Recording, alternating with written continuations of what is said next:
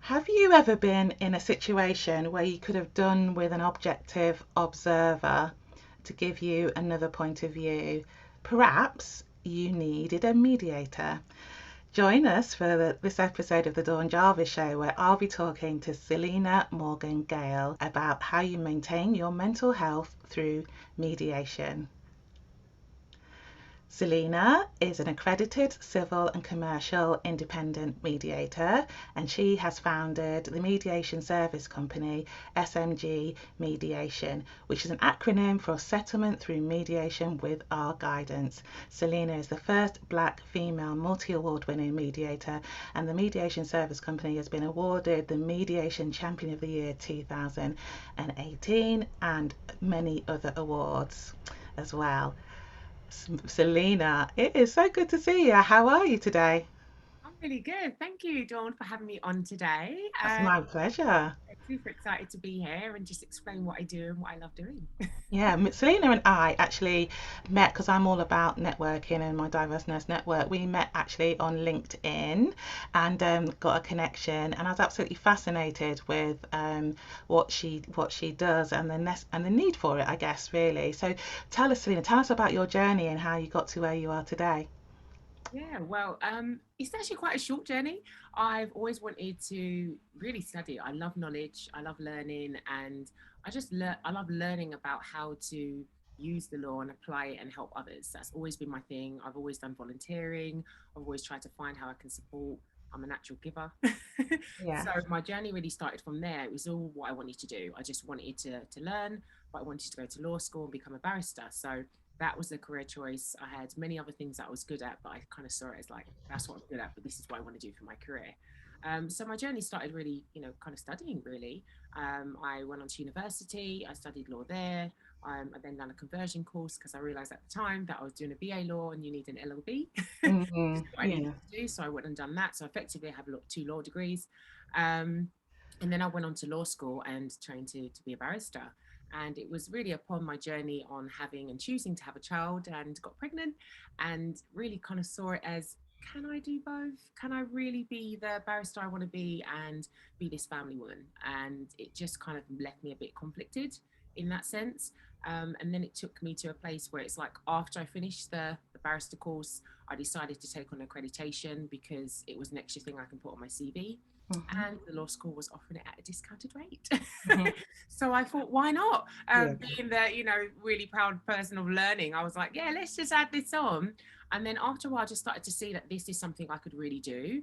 And after being in that conflict between wanting to be the family woman, wanting to be this person who also wanted to love and love their career and not take from being the person I am because now I'm a mother, because a lot of women do that, right? I was like, Hmm. I'm going to do both. And I really just kind of prayed on it. And that's when my spirituality really just took over. And God kind of said to me, you can do it through this way. This is what you need to do.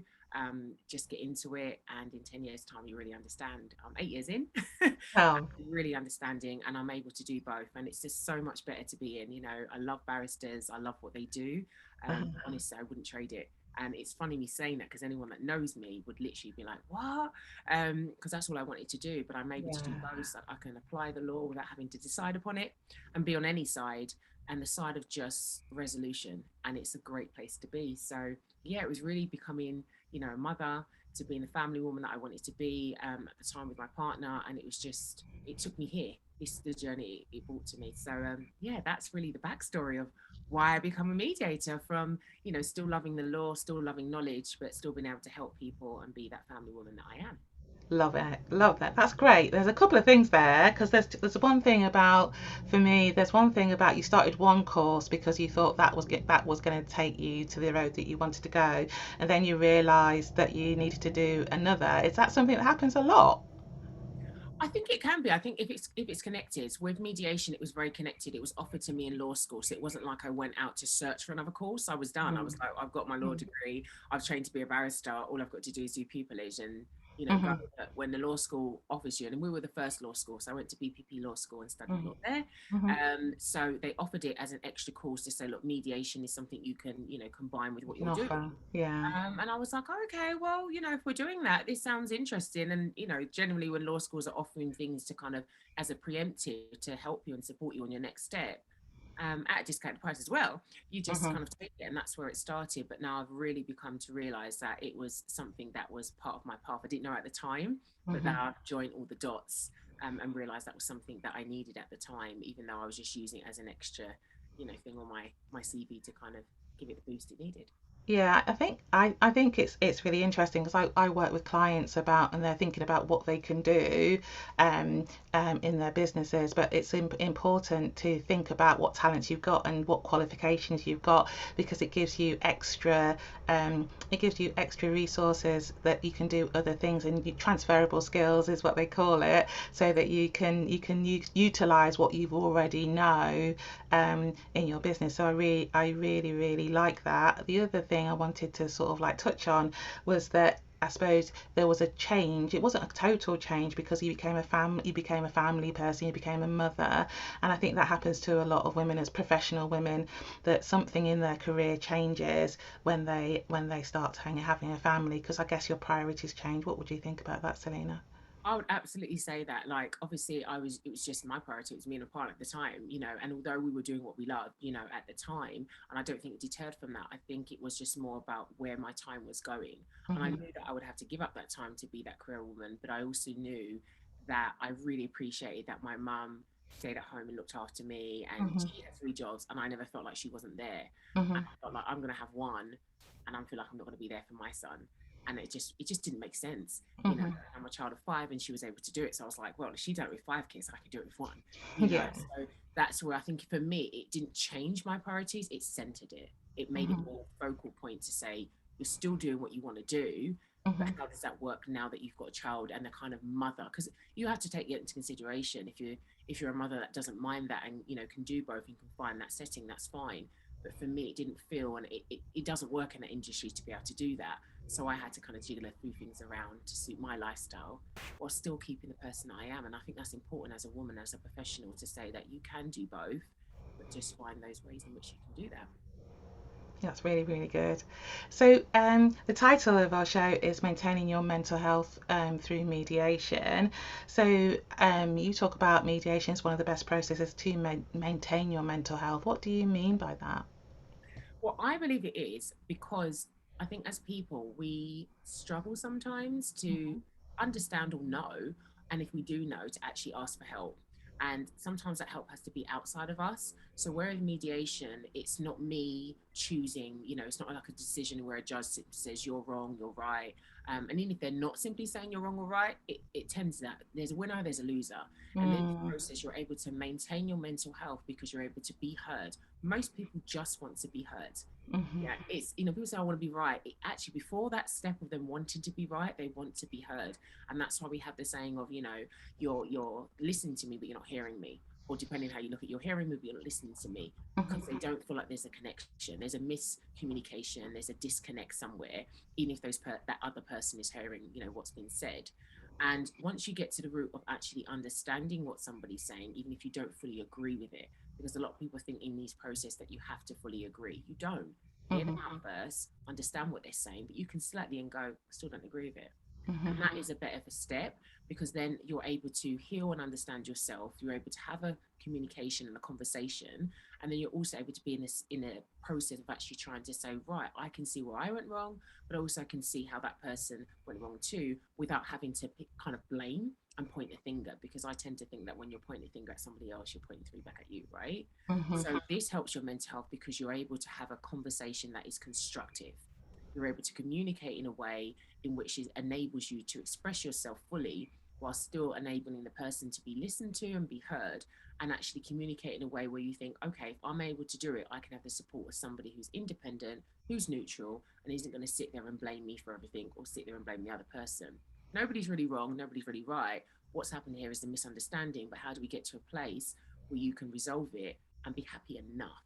And I have to mhm, stress on the enough, because there's no 100%, but it's been in a place to say, okay, I don't fully agree with this, or I don't fully understand this, but I'm a better position to take on that information. And if I can't do something with it now, I can use that to really develop, because Mhm. it's not about making a finalized decision at that time. It's saying what are the skills I need in order to develop this and be in a better place to understand. And that really goes to your mental health. You know, Mhm. that's the first thing. If your mind generally is clear, your health would generally, you know, be impacted in a positive way, because your mind's not cluttered with things that, you know, doesn't need to be there, or it doesn't lack any clarity because you haven't had a conversation. You know. Absolutely, absolutely. So, what sort of person needs a mediator? What situations would you be in where a mediator would be a really useful resource to have? I would definitely say, because we do quite a few areas, so we cover it in civil and commercial. So that's anything if there's a breakdown of a contract, whether you consider it to be a breach or not, there's a misunderstanding there. And I like to use the word misunderstanding because sometimes it is really just that, but it's been blown out of proportion because obviously people have different views. If it comes to an employment situation, it can be between line managers, it can be between shareholders, directors. It can also be between, you know, employees when you're working in a team and there's like, you know, two of you possibly, or even 10 or 20, but there is a bit of a conflict, a bit of a like, well, you know, character or personality clash. Those where that can come in the workplace. In against where it's about family, I would say where you've got, you know, a husband and a wife, or spouses, because obviously we've got same sex, you know, relationships as well, and Mhm. it's a breakdown in communication. And you may be going through a separation or divorce, or you may need to say, look, we've separated and divorced already, but we just don't know what's going on with the kids. Where are we putting the kids? You know, am I coming around on Mhm. Saturdays or Sundays? So it's those kind of things. And it's definitely something that's used also preemptive. Mhm. Mediation is kind of seen as, oh, when it's all gone wrong, or, you know, everything's hit the fan, the volcano's exploded. Yeah. Let's call upon someone, or someone as, you know, as a mediator, because someone could be also a counselor or a therapist. It should be something where you see there's a miscommunication and it could escalate. Mhm. Just even that possibility, let's call in a mediator, because we want to be in a position where this doesn't grow any bigger than it needs to. So yeah, those are the types of scenarios based on the areas that we do. But really, I would say start with a misunderstanding, a little bit of a breakdown in Mhm. communication, bring on a mediator because it's preemptive and it's reactive. Okay. Brilliant. So, how does mediation help with sort of so we're talking about some kind of communication process, something's broken down, something's not right, whether that's a contract, whether that's a relationship, but it all involves people. So you're mediating with people, yeah? So how does you, with through mediation, how do you help rebuild those personal, professional relationships? For me, I do you know what, people have been asking me that lately, like, what is your best tool? And I have to say it's the way I do it, Mhm. because obviously you can get any mediator and everyone can say this is the process, but not everybody engages in that process like I do. And some of the things I do, I mean, I tap into my spirituality. I've had mediators, or mediation, should I say, where I've looked upon the parties and can see like, the way they're tapping their feet, the way their hands are moving. Okay, that person looks like they're feeling very anxious, so much so they can have an anxiety. Now, I'm no doctor, but I Mhm. look at signs like that. Body language is important because I want to be in tune with them, so they equally can trust me and understand what I'm there to do. No, I'm not the enemy. Most of them know that. That's why they've called me. But then I become the person of help. And if Mhm. I'm not in tune with what's going on with them, whether I know them or not, and someone might say, well, how do you know? They just might generally tap their hand, but I'm looking at those. I'm Mhm. looking at those things. So I tap into them, and I generally just get them to a place of just a calming nature. Some of these issues I deal with can be quite entrenched. It's gone on for a year, 2 years Mhm. plus. And it's making sure that I understand them enough to say that I'm not your friend. I'm here to be supportive, but I'm also comforting to the situation. And I'm here to support you, and doing that with the other party too, because obviously there has to be at least two. And I really take pride in that because that's who I am. I don't do this because it's a process. That's how I am as a person. So I tap into my own personal traits in order to be able to be the mediator, the professional mediator that I am. And it's really about how I make people feel, and how I make them be understood, and I understand them in order to bring them together to say, oh, actually, oh, yeah, I get it now, or I didn't know that before, or, you know, when she explained it or he explained it that way, now I get it. I'm able to pull that out of them because we all have our own toolbox. But my gift is really being able to allow those parties to understand that you have that toolbox and you can pull it out. And if you're unable to do it as you think you are, then I'm going to support you in doing that. That's brilliant. That's brilliant. You talked earlier about winners and losers, and so there's a few things I suppose about personal relationships that it can be quite. I want to say you quite can feel quite vulnerable, I guess. I'm imagining I've never used a mediation service before, but I have been in when I have considered it. And how do you sort of manage that sort of I guess the law can be quite adversarial, can't it?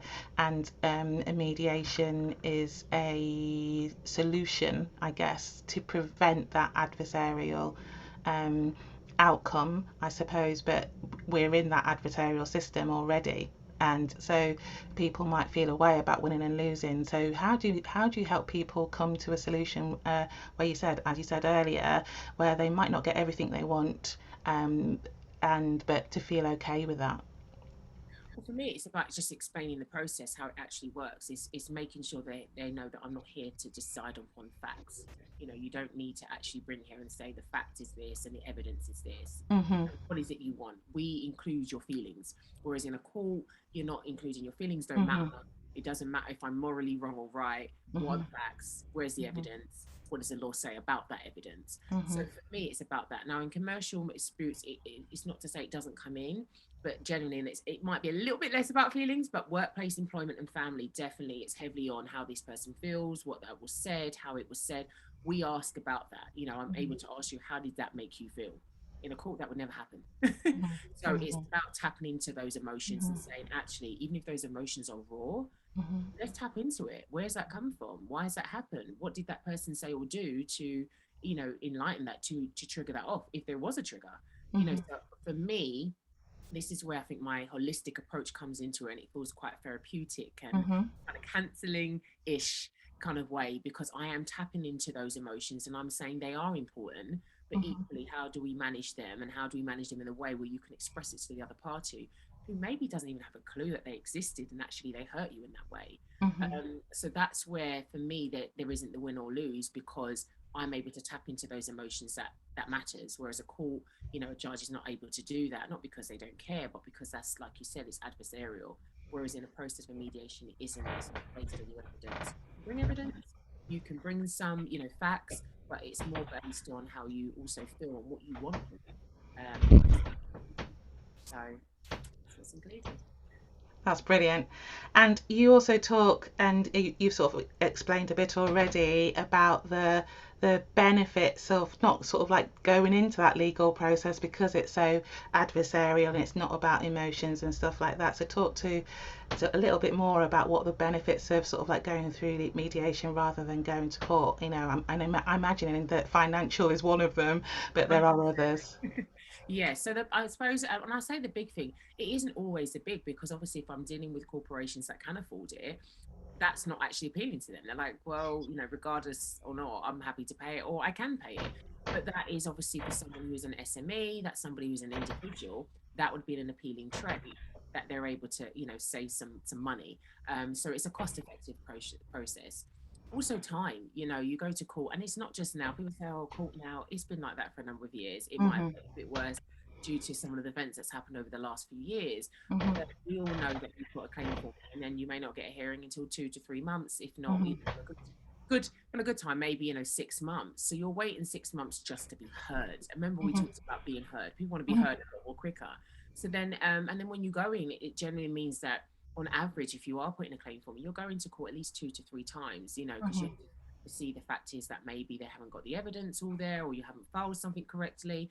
But with mediation, you're looking at 3 hours to a couple of days to resolve that. Now, is it going to completely eradicate it? No, but it's going to minimize it. It's like thinking you've got to take out a tooth. If you can go to the dentist tomorrow, why would you say, well, I'm going to wait a whole year just to so that Hmm. I can pull out the tooth myself? It Hmm. just doesn't make any sense. So you are getting your time back. You are getting your peace of mind. That goes back to the well-being as well. If your mind is clear in a few hours to a few days, as opposed to sitting there saying, oh, I've got to wait for a judge to give a decision in a year, because that's how the process works, you save time. It also enables you to keep it private and confidential. Anything in court is completely public knowledge. Hmm. Somebody can find out that you went to court. You might know, I don't want anyone to know. It's public knowledge. So this is private and confidential. There's a confidentiality, clause agreement where you sign between you both that you don't tell anybody else, unless obviously it's a consensual thing. So nobody needs to know that, you know, you've got dirty laundry. We've all got it. And it's not a case that you're, you know, trying to hide it, but equally it's nobody else's business. So you're able to be protected by that private and confidentiality. It's also a place where you can rebuild relationships. This is really good, not only on a personal and individual level, but businesses. You might have to work with that company again. You don't want to be in a place that you it's completely destroyed. Well, that's it. You know, breach of contract, not speak to them again. You're able to build that up and then use them again. Mm-hmm. So that's a really great thing as well. I mean, there are a plethora of reasons why mediation, but I would definitely say the time, the cost, your mental health, the fact that you're able to come to a resolution that you want. You know, Mm-hmm. some things that it can be agreed upon parties where if you were to go to a judge and ask that, they'd be like, we can't grant that because the law doesn't allow us. But if you actually go away, which most judges are doing now, go away and discuss it yourself and work it out, which is why they're encouraging it also because they actually don't want to decide on somebody that they don't know.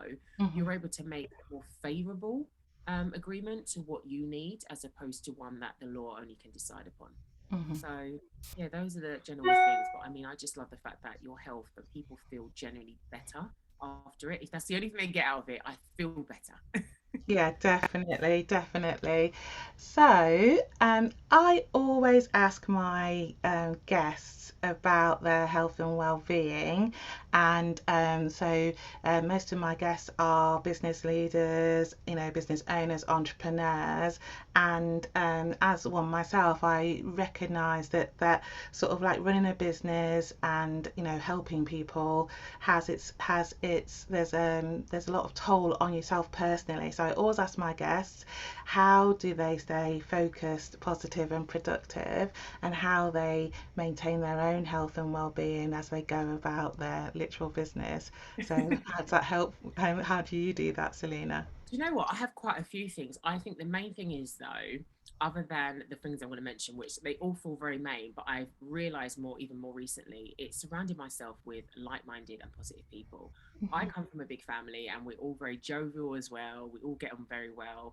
Like I said, I'm a child of five, so I'm a middle child, and my siblings are literally my best friends. So, and they will tell me how it is, and I will still have the love from them, but they will equally tell me, you know, and be my cheerleader when it's necessary, but in a sense of me and outside of them, because I always think that any practice you do, you need to have a practice or rituals in place that doesn't involve other people, because that's when it all starts to fall. So for me, it's about making sure that I have, you know, I'm very connected with God. I'm a spiritualist. So I make sure I have prayer in the morning. I need to connect with God. I need that time. I need to know that I need to fill my own cup up before I can give somebody else. And by doing that, I'm able to be the best I can be, not only for me, but for everyone else. And for me, it's that time with God. I do that. I go for morning walks or morning runs because to me, I like being at one with nature. I live in quite a rural area. So just, I don't know, it just that air. It's a Yeah, different type of air than in the city, right? definitely. Just making sure that I'm working out and I feel good when I'm working out. I'm a person that loves doing that. It's not a chore for me. And if it was, it would become a love because I know that it's important for your health to stay healthy. I have an 11-year-old child and I want to be racing him down the road and we do that. You know, I will race him like, come on, let's go. And I'm not sitting there going, oh, I'm getting too old now. He's like, Mum, you know, he's catching up to me now. Hmm. But it's something I love doing. For me, outside of that, and I need to do this a little bit more, is meditation. It's about making sure that you have affirmations. I do my prayers and I include my affirmations, more so declarations, because when you're declaring it to yourself, it's more like a promise, whereas Yeah, affirming it, will be like, well, I was saying that, but I don't kind of feel like that today. So I'm yeah, lying to myself.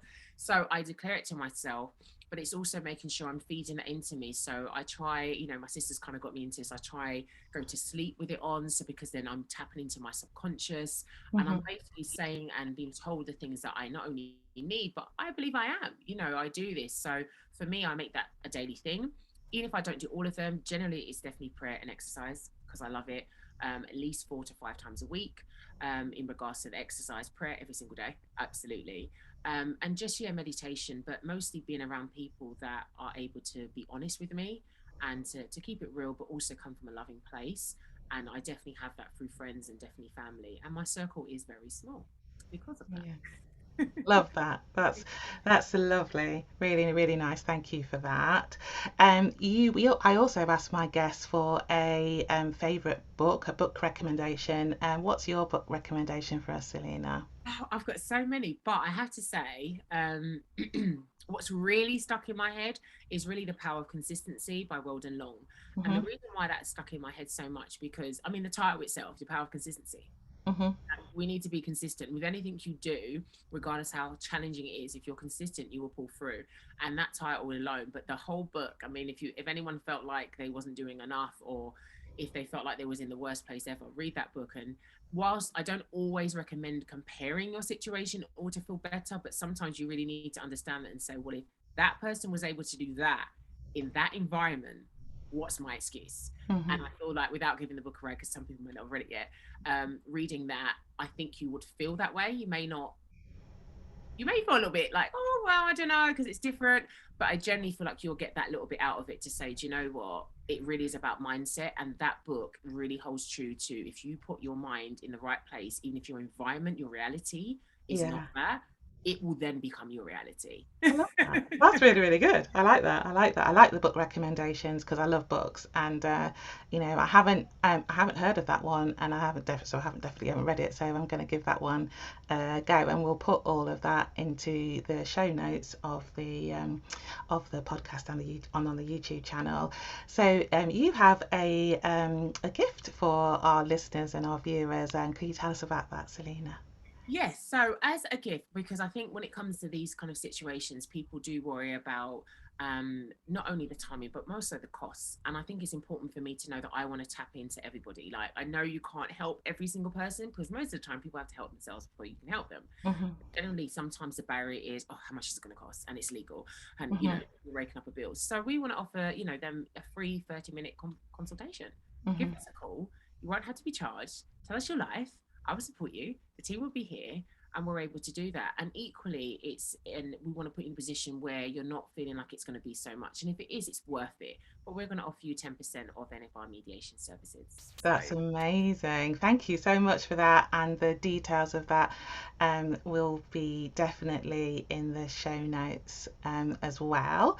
How do people get hold of you, Selina, if they've liked what they've heard or they may need some mediation services or just want to hear about what you're up to at the moment? Well, I mean, we have a website, so you can, follow us on there and have a look on our website there. I mean, most of it's actually there as well. So it's www.smgmediation.co.uk. And we're Hmm. also on the socials at SMG Mediation. You can find us on Instagram and Facebook, and also LinkedIn with my name, but also the company name as well.